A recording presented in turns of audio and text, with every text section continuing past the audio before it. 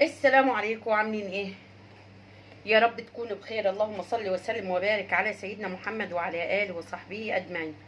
انا هعمل لكم شويه رز ابيض، بس يا ريت بصوا ولا تقولوا لي نكمل الرز ولا نحط لها ورقه فويل ولا اي حاجه. الرز سهل وبسيط جدا، يعني مش محتاج اي حاجه من اللي احنا بنشوفها دي. لا، هو الموضوع سهل وبسيط، بس احنا نركز في الكام تكايه اللي احنا هنقولهم وكده هيطلع معاكي احلى رز. انا هنا هعمل رز ابيض. نزلت الاول بحبه الزيت بتوعي، وادي لك اهو.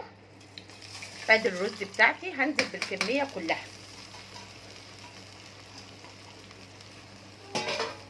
تمام كده. هنفضل نقلب في الرز، يعني من 3 دقايق ل5 دقايق. ليه بقى؟ علشان لازم الرز هنا يتشمع كويس جدا، لازم نشمع الرز حلو قوي.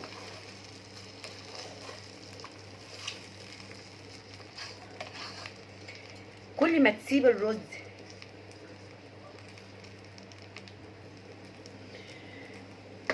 ياخد راحته على النار الاول قبل ما نزيد ميته ولا شربته ولا اي يكن يكون، لازم تسيبيه يشمع كويس جدا.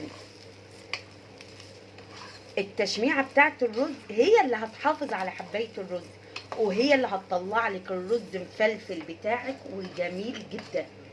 احنا هنا بقى هنفضل يعني هنقلب فيه، بس مش اللي هو التقليب اللي باستمرار باستمرار باستمرار، لا، هو كل نص دقيقة هنفضل نقلب، علشان احنا مش عايزينه رز حباية وحباية، احنا عايزينه رز ابيض. خلاص.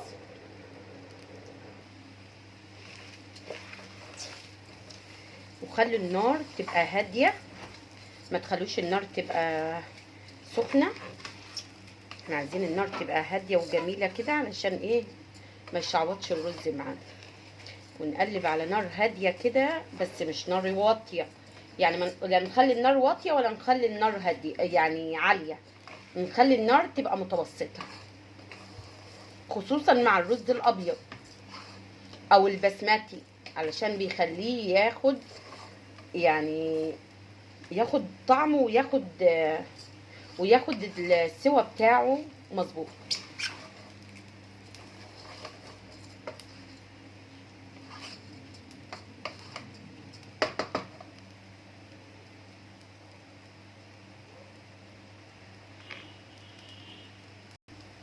انا هنا هنزل بمعلقه الملح بتاعتي، وهقلبه قليبه كده. بصي، تحط الملح بعد ما تحط الميه، تحط الملح دلوقتي، حط الملح زي ما يريحك، المهم تظبطي الملح بتاعك بس كده. هنا بقى التكايه المهمه، انك لازم تنزلي بالميه سخنه، او الشوربه بتاعتك لازم تكون سخنه، لان ما ينفعش ميه ساقعه بتخلي، ولا ميه بارده ولا ميه من الحنفيه بتخلي الرز بتاعك يعجن منك.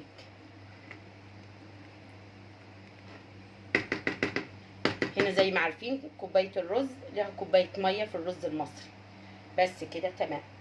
هنا بقى كده الدنيا تمام، انا غطيت ميته وعرفت الدنيا فيها ايه، غطيت عفوا الرز بتاعي والدنيا تمام.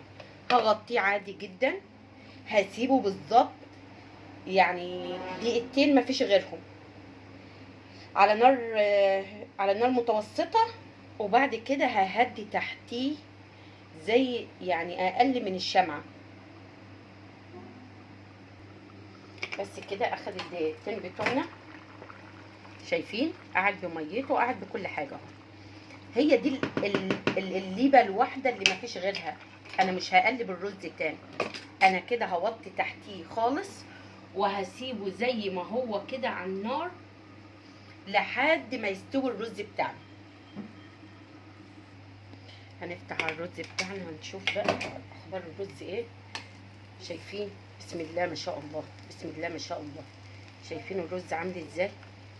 شايفين؟ الله اكبر الله اكبر، ربنا يحسن ما بين ايدينا.